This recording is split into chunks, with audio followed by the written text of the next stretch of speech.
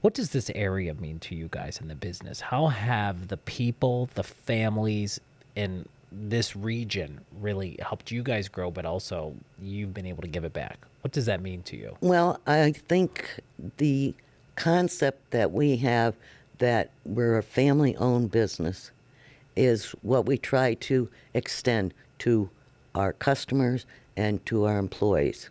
And that, I think, is the track that we stay on and is the purpose.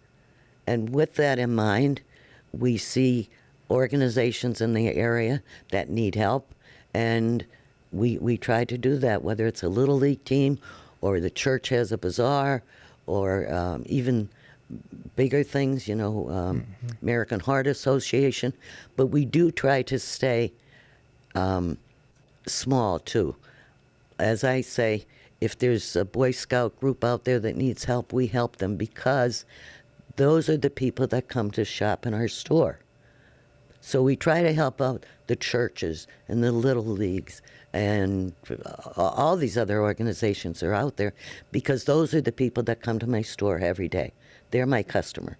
So I rather do the small ones than the large ones because the large ones get a lot of support from other areas.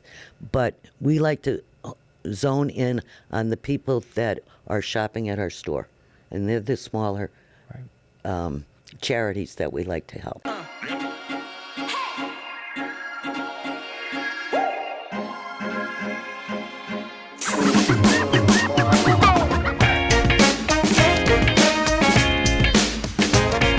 So glad you were back for another edition of the Ryan Leckey Show, talking to movers, shakers, some people you may have heard of, but we want to give you the backstory. And somebody I'm super pumped to have on the couch today, the one and only Joyce Fasula in the house. Joyce, the mom in charge of Garrity Supermarkets. How you doing? Good to be with you. And I'm really excited because you told me this is your very first podcast. Yes. Ever. Yes. All right. So full disclosure, I've known the Fasula family for a number of years. I know your son from the gym very well for 16 plus years. Mm-hmm. But I think what is so cool about the Garrity Supermarkets and the brand, there is literally a mom in charge, AKA you. So if people have never shopped at Garrity's, which I feel like you don't live in this area unless you've been through a Garrity's. You see Joyce's photo and it always says, just ask mom or mom's recipe. And you are the mom of Garrity's. And we're going to get to the point of how you got that title and everything. Okay. But if people are unfamiliar with the brand, how many supermarkets now does Garrity's have? We have 10 supermarkets, and 9 of them are in Lackawanna and Luzerne County. Uh-huh. But our newest is in Bethlehem, Pennsylvania. Okay. In addition to that, we're going to talk about hardware stores and how you got into that. But I think what is so interesting, though, is not just that, you're the president and the CEO, which is super cool because you've had that role for a number of years, but how you got into the business of becoming a CEO of a supermarket brand, right? It's kind of crazy. So tell me your story. Where did you grow up? Where were you born and raised? And tell me ultimately your first big adult job, what it was. I was born and raised in Scranton on St. Anne Street, a West Sider, and I went to school at Marywood Seminary, Marywood College, graduated with a degree in education, and then a master's degree in counseling education. So my first real job, I guess you would say, was teaching in the North Pocono School District.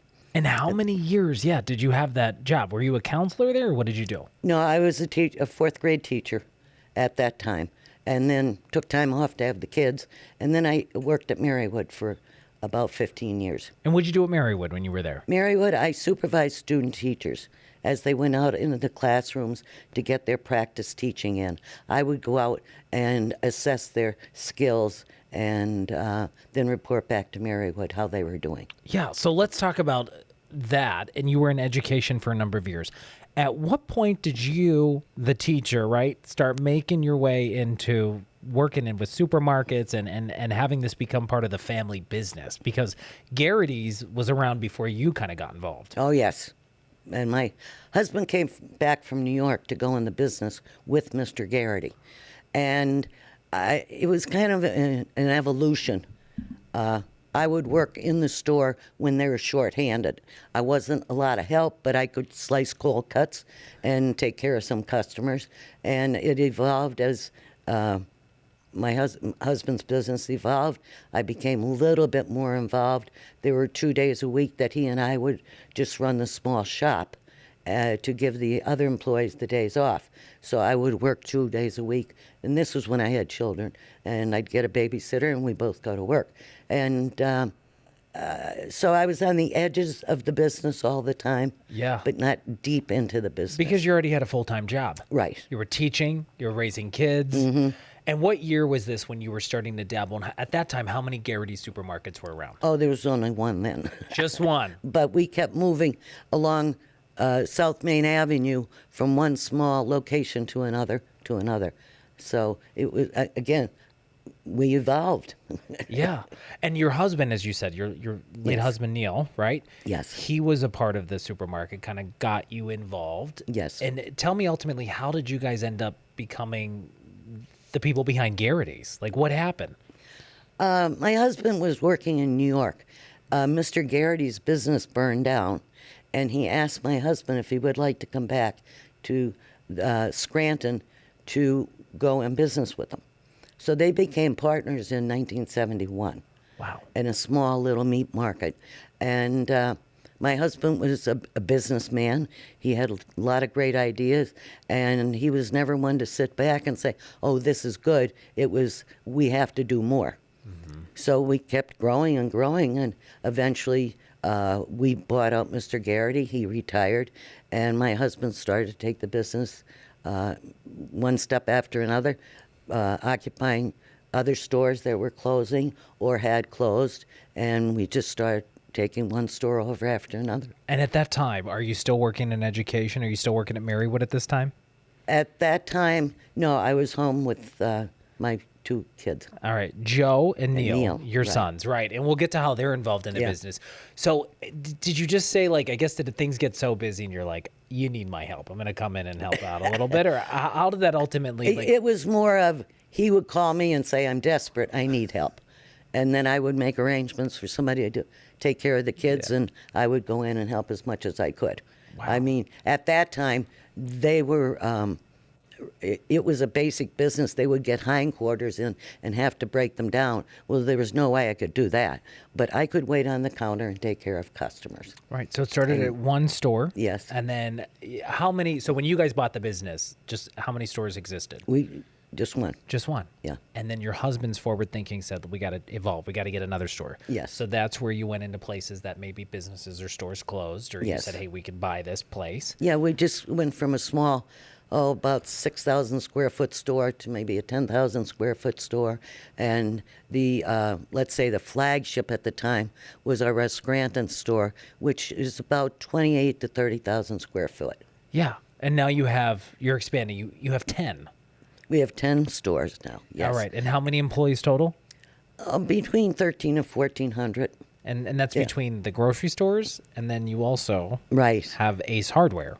Right. When my son looked into Ace Hardware, we were in some malls where there was space, and he looked into Ace Hardware, found out it was an excellent company to go with, and, kind of goes next door to a grocery store. People are at a grocery store, they'll go shopping in the Ace. So that was our first concept of Ace and how we could do it. And it's worked out very well. Other locations became available, and we've grown that sector of our business too. We're up to 5 now. 5 hardware stores. 5 hardware stores. That's crazy. Yes. And I'm going to come back to that, but I think coming back to where you started with one store, then you guys kept buying other stores and growing the Garrity's brand in supermarkets. When did mom in charge, or mom the CEO, come into the mix? Because when you started, you were just kind of helping out your husband out of these Right. crazy ideas, right? Yes. When did the mom brand come about? And how did you feel about that? Well, I still don't feel comfortable about it, but when my husband passed away, I knew that my son Joe wanted to come into the business, and he was still in college. So I sat with some advisors and discussed the possibilities of what we could do. I had a great staff that my husband had put together, sat down with them and said, do you think we can continue to go on? And they all said, yes, we can do this. All right, so at the time when you weren't expecting, obviously, your husband to pass away, there's all these deals in place to expand Garrity's. You come in, you got the mom brand going on, an agency said, you're it, we need your face out there. Ultimately, though, you had some support from inside your family. So your son, Joe, is like, hey, let me help with this. Take me through when he became a part of the business, and what the heck is that like working with family day to day? Because I love my mom, but I don't know how that would go. We have our battles. But Joe was due to graduate from the University of Scranton in 1997, shortly after my husband passed away. So he basically jumped right into the business after graduation, again, to be an advisor, but mostly to start learning the business from some of our supervisors. Learn what each department has to do, what their responsibilities are, and the background of the business. Now, he had worked in the business as he was going through school, on spring breaks and different, holidays, things like that. But in 1997, when he graduated, he came into the business and he started working in the business, not in the office, but in the stores, to learn what it was to be a dairyman and have to rotate your stock and get your orders in, things like that. And we had him kind of rotate through different departments within the store to learn what it was to make a salad in the deli. Yeah. All the basics. And he did that for about 2 or 3 years. And then I had him come in the office, and then he started to learn the back end of the business, the finances, and all the financial information that we go through day in and day out. What was it like for you when you initially took over, right? When your husband unexpectedly passed away and all of a sudden you're like thrown into this like hardcore full-time. What was your like day-to-day look like for you, your work day? Was it insane, like 14 hours, 12-hour days? And did you ever think like, oh my God, I can't keep this up? Like walk me through before it got to the point where you are today. In the beginning, it was 7 days a week. And I would be in the office most of the week, but then I would make a point of going to the stores on weekends to try to see how they were doing, meet with supervisors in the store, we meet with the managers, what their difficulties were, learning the employees, checking back rooms, checking freezers, coolers to make sure the inventories were right. So it was a 7-day. And when did it sort of not, I don't want to say calm down, because I know even during snowstorm times during the pandemic, it was insane. But when did you ever get to a point where you're like, I don't want to do this? When you started to I take never it over? got to that point. My husband had a passion for the business, and living with him and living the business, I developed a passion for it too. So I never felt that way. I did try to cut back a little bit because my son Neil was still in high school, and I thought it was important to spend as much time with him as I could. So I did kind of cut back and instead of staying at the office until 5 o'clock or 6 o'clock, I'd come home at 4 to make sure I had dinner with him, things like that. What do you think the misconception is being a part of a supermarket legacy now, right? A big supermarket chain, Garrity's, you have 10 stores. What do you think the misconception is? Like, the people just think like it just flows and it's a cash cow? Yeah, they do. They don't realize the behind the scenes that goes on. Even during the pandemic, people couldn't understand why they couldn't have toilet paper. Well, nobody had toilet paper, and there wasn't anything we could do about it because we couldn't manufacture it. So there's a lot of misconceptions as to what we can actually supply the customer with. We have to depend on suppliers that depend on the manufacturers. So that's somewhat of a frustrating thing. Yeah. But because people are like, I remember the saga over Mrs. Grass Soup. I'm a big Mrs. Grass Soup fan. And people will be like, Joe, to your son or to you, like, where's my Mrs. Grass? Or they were mad that they took that little seasoning egg out of it, right? And I was like, Garrity sells it, but they don't physically make the soup. And I mean, you caught a lot of grenades for that too. Yes, we did. Yeah. But the other part is that a lot of the supermarkets in the area are conglomerates, let's say, big corporations. We're not. I'm still, even though Joe has taken over most of the operations, I still keep my hand in there, and it's still family. We, Joe and I, sit and discuss everything that we have to discuss going forward, whether it was going into the Ace or buying a new store. So I still keep my hand on it, but I have stepped back because Joe has a great grasp of the business now. Yeah. What is be honest, the mom son? What do you think he's really good at versus what you're good at, and what are sometimes the sticking points for you guys? I'm always curious with family dynamics in a business. Yeah. I think in the beginning it was difficult for Joe to understand how important our supervisors and our staff was. That they are the ones that make this work. Yeah. And he's learned that because when we do our orientation now, we flip-flopped our pyramid to say that the people that are in our store taking care of our customers are the top element of the business. Yeah. And then it comes down to our supervisors and Joe and I. Right. They're on your front lines. Yeah. Right. And I want to come back to a second during the pandemic, right? So when that hit and you think of places that couldn't get toilet paper, what was it like? Because you were one of the few businesses out of the gate that could stay open. Mm-hmm. How did you navigate that? What was that like behind the scenes? The talks, the conversations, you have the sanitizing, you have this going on. How did it just change everything in the business? Well, even in the beginning, people were fighting masks, so that was a fight up front with the customers coming in. I don't want to wear a mask. And we were like, for everybody's health, we recommend you do wear it. Mm-hmm. So that was one big hurdle, making sure that we put up plastic in between checkers, things like that, to try to protect everybody. So there were a lot of... Because you guys had to invest a lot of money to meet all the requirements, right? You had the shields, the glass shields went up, and what other stuff did you have to buy? And did you guys get any government help for all that? No. Okay. There was nothing. I don't know if coming down the road there might be something, but at that time, no, it was all. And they're like, put this expense. up, get this up. And how did that go when you're like, oh my gosh, we have to get these little? They remind me of the bank windows. Right. You know what I mean? So you had to get all this stuff up, and I mean, how did all that unfold for you guys? Because you did it so fast. Again, we've been extremely lucky to have a great staff.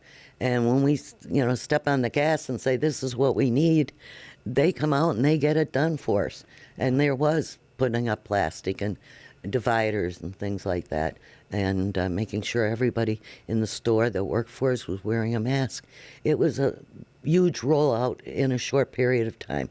And how many months was it when you were like, oh, we're struggling to get this, when things kind of leveled out? Because I know toilet paper was the big thing nobody could get. There are still holes in the store because of manufacturing or supplies, or, right now pasta is still a big thing. Very difficult getting the pasta. Why pasta? We couldn't figure out anything. Why toilet paper? Yeah. Cat food was a big issue for a while. It goes back to manufacturers and supplies. Maybe they can't get the tin cans to put the cat food in. Right. It's just crazy. So I think the other thing is what's interesting. So for you guys, when the pandemic hit, right? Some people were able to work remote. You had a team that couldn't. To run a grocery store, you got to be there. You got people stocking shelves, people checking people out. What was it like, I guess, to keep your workforce up? Because you guys, a lot of people started raising the hourly rates you're paying people. What was that like, trying to kind of retain and keep people working at Garrity during that time? Well, as everybody else was, they were afraid of the pandemic. So we had several people that didn't want to work anymore. So that cut back on the service we could provide because we didn't have enough checkers, or we didn't have enough people working in the deli. So that was really a difficult time to try to overcome that. And we just started doing some incentive programs and bonus programs for the people that were working for us. We did what they call an ABCD, above and beyond duty, and gave them extra money. So we try to incentivize them to stay and continue working throughout this. And again, we are very lucky that we have people that work for us, employees that are very loyal to us. Yeah, you've had some people there, 30 years? Yes, we have a staff that some people have been with us 30, 35 years. They enjoy working with the public, and I guess we provide them enough of a family atmosphere when we can. that they like to stay and work for us. I want to talk about sort of things you learned as a leader in this business, because you really went full bore. I would say, what, 1997? You were like the big kahuna, the CEO, the presidente, right? What was something you learned from just other leaders, or something that you feel like, wow, this is what helps this company hum along? Because I always am so curious when people are CEOs, presidents of companies. For you, I notice watching you after doing news stories in this market, right, and visiting your stores and stuff, you have a great sense of who your staff is. You try to get 1,300 employees, and you try to know them all by name. But for you, tell me about some of the leadership skills that you've learned from other people that you try to implement daily. Like, what do you think really matters at a company? Well, when I first stepped into this position, I kind of leaned on my background, which was education. So I kind of looked at, my office was like the principal's office. Everybody came in, they had a problem, needed to be solved. And I would consider what they had to say, and and I had good advisors. They would come in, and we would sit down, they would discuss the pros and the cons of what the reactions would be, and kind of became almost like a committee. And that's pretty much how I led things after that, because I knew there were people that were advising me that knew more than I did. They knew the business. They knew the background. And I thought, if you don't listen to them, you're not going anyplace. So for you, is it realizing when not to micromanage? Yes, pretty much. Yeah.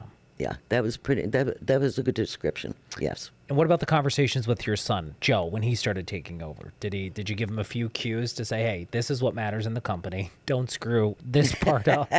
Like, what was that like? He grew up in the business, and he knew our philosophy when it came to that, about taking care of customers and taking care of employees. He knew that from just living with my husband and I, that was how we felt that we should take care of people, like a family. Yeah. And you shop now. Do you have a certain Garrity's you're always at all the time? No, I roam around. Yeah. And describe what that's like. I'm just curious. I'm trying to get in your head, right? When you're the CEO and president of the supermarket for Garrity's, what are you looking for when you go into these stores? Is it just like the can's not facing the right way? Like, walk me through that. Well, to be honest with you, I like to come in the back door. Okay. Because everybody will be like, Joyce is here, Mom is here. It only takes about 5 minutes for that to happen. But if I come in the front door, I'm like a customer, and I walk and look to see that our displays are full, to make sure that our seasonal items are in place, to make sure what we call the end caps are stocked.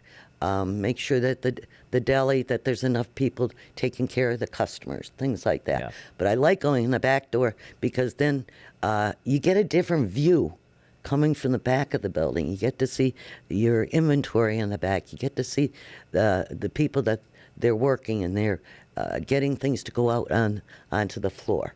So that's what I look for when I go through. But I like to go in the back door, just be a little different. You get a different view from the normal of coming in the front door.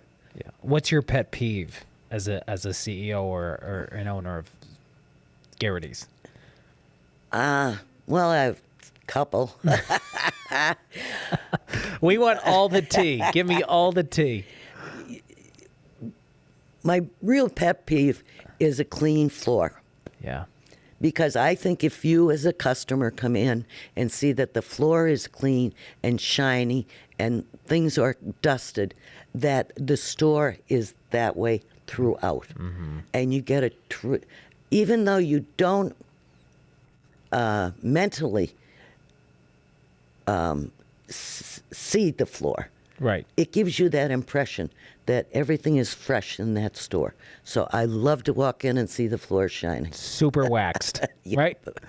Favorite? I'm just curious too. I mean, being in a grocery store, like, I feel like if I owned a grocery store, I'd be like 700 pounds, because I would just go there and eat all the time. But for you, do you have a favorite thing that you guys have produced for years that maybe, you said Aunt Mary, right? Right. Anybody that, like, I mean, is there like a favorite go-to that if I came to your house now, what would I always find in your refrigerator?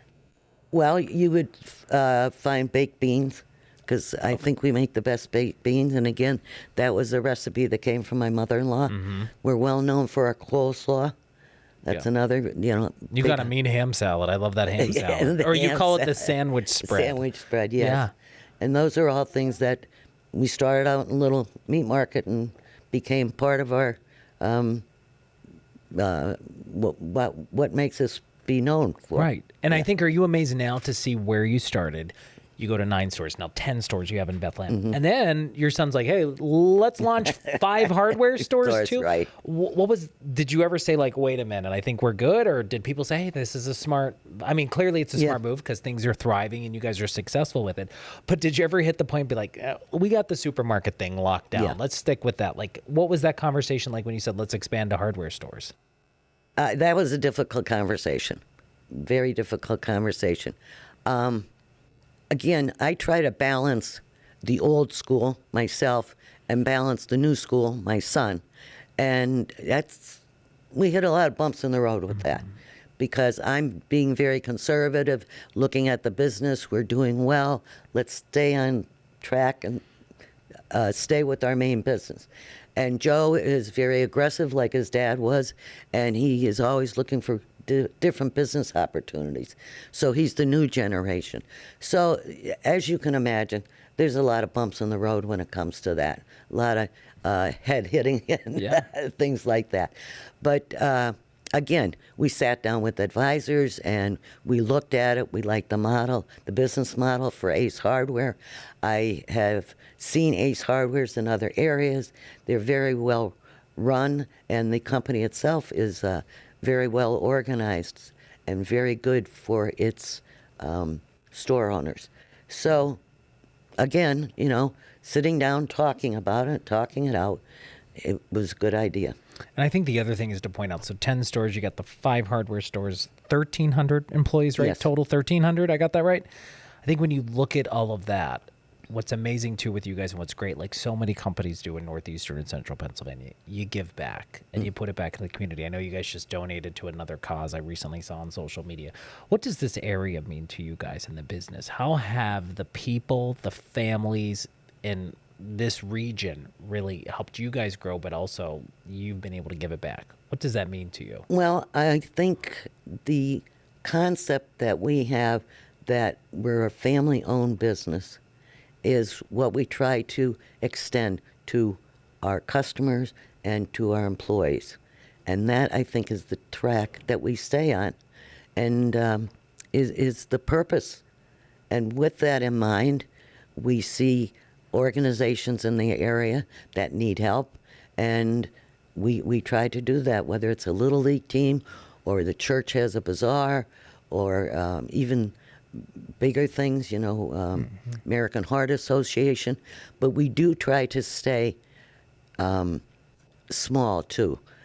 As I say, if there's a Boy Scout group out there that needs help, we help them because those are the people that come to shop in our store.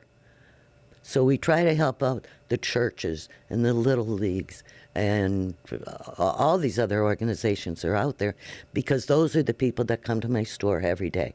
They're my customer. So I rather do the small ones than the large ones because the large ones get a lot of support from other areas. But we like to zone in on the people that are shopping at our store, and they're the smaller charities that we like to help. And you keep coming back talking about your customers, right? And I know they're almost like an extension of your family because people have been shopping there for years. What's it like when you're walking through the store just to check stuff or doing business and people start tugging on your shirt? Hey, Joyce, I got to tell you something. You hear it all. I love it. You do love that. Yes. And I love when we have a new employee and I haven't been in the store in a while, and one of the people will say, Susie is a new checker. She'd like to meet Mom. So I'll go over and talk to her and get to know them that way. And I just love that part of the business. Do you think, and I've heard this from other people, having a woman as the CEO and president, I feel like, I don't know, I feel like maybe sometimes some employees might feel like there's a better balance because they get it. Like when a mom maybe has to go on maternity leave or like, the family stuff. Because they look at what you said, right? Yeah. Like when you really took this over in 97, right? You said, hey, I can't be at the office until 6 because I have a kid still in high school that I need to be there for and make him dinner when he gets home, right? And you wanted to support your family. And you were really one of the few, I think, CEOs and president who were female back in the the Yes. late 90s. What was that like for you? That was I difficult. want to say it's trailblazing in like this region, but also like in the Yes. grocery store world to have literally you running the show. That was difficult. A lot of people didn't think a woman could do it. And I did go to my employees in the beginning, very beginning, and laid it all out and said, a woman is going to be running the business now. I hope you can work with me. And here I am 20-some years later. Yeah. And the business has grown, and the people that started with us years ago are still with us. And don't mess with mom. Don't mess with mom. Any final thoughts that you just want to weigh in on? I mean, where are you heading? I mean, 10 Garrity Yes. supermarket stores, 5 Ace Hardwares. Is there anything else on the radar that you ever said, oh, I would love to dabble in this? No, I'm pretty well settled. I let Joe kind of lead that for now. Right. Your son Joe, but you have you have 3 grandkids? Yes. Right? 3 grandkids and then a great grandchild. Right. But do they plan to come work for the business? I Do you believe- want to see them do that? I believe Joe's son Joseph will come into the business. He's currently at Penn State studying finance. He loves the numbers and the accounting and all that goes with that. And he's worked again during vacations in the store. My granddaughter Bella has worked in the store, so they're getting a taste of what it's like to be in the store, work with the customers, work with the employees. And that's what I love about you guys. You're not just like, oh, come into the executive suite and be a leader. You're like, no, you're gonna Right. work in the deli. You Yes. need to know how to stock the shelves. Yes. Super cool. Even when my son Neil came into the business, he came in, he spent a year going from one department to another, from one store to another, learning everything he possibly could about the business. And unfortunately, he did not want the business, so he moved out of town to California to look at a different career. But again, he did not come into the business. I made him work in the whole store so he'd know what it was like to work and work with these employees and what it took for them to get the store open every day. So, and now we, have just remodeled our West Pittston store. That's newly remodeled. We're going to have, we've had a small grand opening down there recently, and we're looking forward to remodeling our Bethlehem store. And I almost forgot, by the way, speaking of all the one thing I just have to ask you, because it's been all the buzz on social media, right? You guys have a new supplier, right? Yes. Can you just describe, if you can briefly, I don't want to make the whole podcast about that, because I know people always have a million questions. You guys used to be with X supplier, now you have a new one. Like, Right. why the change? Because I know you still get a lot of those questions. Right. And unfortunately, a lot of people thought we sold out at that point. And I'm still here. Yeah, So she's we didn't still s- working. We did not sell out. Mom's got bills to pay. She's going to work. Right. Yeah. And our supplier could not keep up to our business. And we needed to find a supplier that could provide us with the right products at the right price. Because as much as we're family, we still want to get the best price for our customers. Right. So we went out to look for a supplier that could do that for us. And luckily, we were able to find Wakefern, which is a huge corporation. But again, it's a co-op. And that means that we get to put input into the company as to how it's run, what products are brought in, how advertising is done. So we still have a lot of input personally for Garrity's. So, But you had to explain to people they thought you sold the whole business, right? we're still explaining it to people that we did not sell the business. So That let's clear it up. All we did was get a new supplier. You still own the business. It's still family owned and operated. You have a new Yes. supplier who brings in new products. And that's what you guys are trying to do, because, when the new supplier came in, maybe some people didn't see the products they were used to. So you're trying to navigate all of that. Right, and as I said, it's a co-op, so the co-op has allowed us to go back to them and say, these are traditional items that we need to have in this area for our customers. And the Wakefern has done that for us, so that we're still taking care of our customers with making sure that we have local product or Mrs. product Grass that Soup is back. I the saw Mrs. that. Grass's soup is back, yes. I did see all that. Any final thoughts, though, before we wrap it up? I mean, you tackled a lot. When Yeah. for you, when I think you as the president and CEO, right? Mom in charge. when are you gonna, like, when do you see yourself saying, like, you know what, I'm not gonna go in this week? You're there. You're still like nonstop. When's retirement? Well, I'm getting close to that, but and you want to bring mom into it. It's just like having that baby. Your mom is still looking at you, Yeah. checking out what you're doing. I don't think I'll ever let go of that because it was a business that I built. Yeah, Like having kids, you have the child, you raise that child. Even when they're an adult, you're still the mom.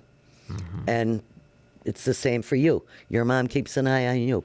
So I don't think I really will ever step back, but I will, still keep an eye on it. It's my baby. I love it. And don't mess with mom. Right. I love that. Any final thoughts, that anything I didn't ask you that you wanted to tackle? I think it's so interesting to hear your story. Being in education, you were a fourth grade teacher, right? You go from, did you ever visualize anything else career-wise for you when you were teaching fourth grade before you went to Marywood and you were overseeing student teachers? Did you ever say, like, man, down the road, I want to be the CEO? No. No? No, never crossed my mind. If you didn't do what you're doing now, or say teaching, what was it on your radar that you might have tried? I probably would have maybe gotten into more of the counseling aspect of it because I got my master's degree in counseling education. So I if this did not come up and I didn't have kids, I may have taken another step into more counseling children in the grade school. All right. But the bottom line out of all of this, Garrity's will always be your baby. Yes. And like any mom, you got to look after your kid. Right. And make sure your kids don't mess it up. That's why I stay around. Yeah.